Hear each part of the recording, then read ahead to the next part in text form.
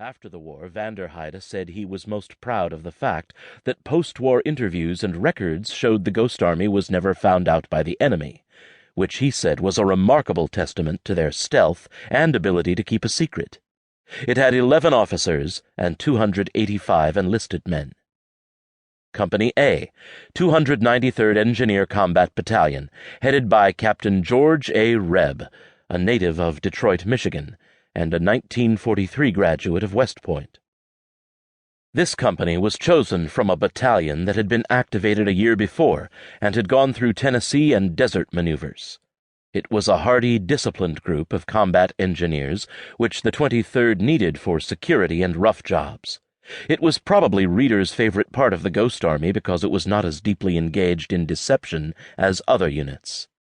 Because of this, Rebb is one of the few officers who can say that readers showed a genuine liking for him and his men.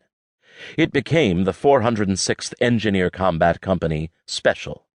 It had 5 officers and 163 enlisted men. Among the combat and perimeter safety personnel was colorful and feisty Lieutenant Dick Syracuse, who was a legend in the Ghost Army, as the reader will find out later in this narrative, and still leads an active life as an attorney in New Rochelle, New York. The 3132nd Signal Service Company was headed by Major Charles R. Williams of Warsaw, Indiana. It was the only unit within the 23rd that was formed solely for the purpose of deception, and not adapted for it later. It was activated separately at the Army Experimental Station at Pine Camp, New York, in March 1944. It did not join the rest of the 23rd until August 1944, after D-Day in France. It had 8 officers and 137 enlisted men. Williams, who died in 1987, was one of the most popular officers.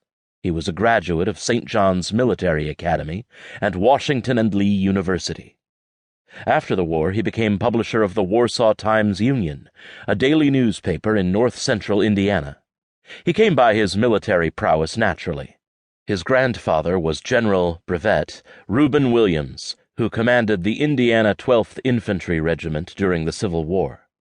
The Army also allowed the men forming the Ghost Army extraordinary powers to bring certain talented individuals into the service in order to use their special skills.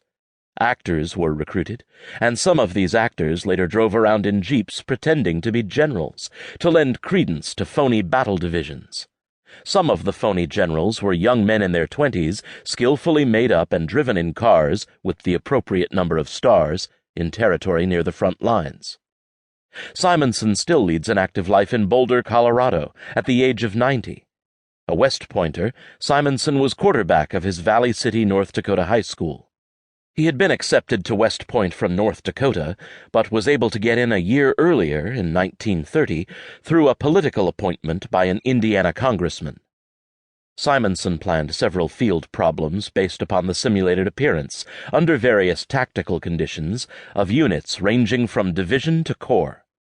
These problems were not particularly satisfying because it was hard to make the mental transition from real soldier to dummy troops, or Nazi bait, as some of the troops later called themselves. The results looked like so much window dressing with no place to go. Officers who had once commanded 32-ton tanks felt frustrated and helpless with a battalion of rubber M4s weighing just 93 pounds, fully inflated. The adjustment from man of action to man of wile was most difficult at first. Few realized in those early days that one could spend just as much energy pretending to fight as actually fighting. But formation of the 23rd also was facilitated by the fact that no one knew much about how it was to approach its mission outside the limited experience in North Africa. For example, here is one officer's take on how it first got through to George Marshall. Lieutenant Colonel Merrick H. Truly, Executive Officer, Major Charles H. Yoakum, Signal Officer, and David H. Bridges flew to Washington to present the modified plan after urging by General Devers and the British. American Major Ralph Ingersoll also was an ardent promoter of the idea. The plan worked its way up the chain of command. After Marshall's okay and the approval of Secretary of War Stimson, it was eased through the War Department with practically no opposition, because no one knew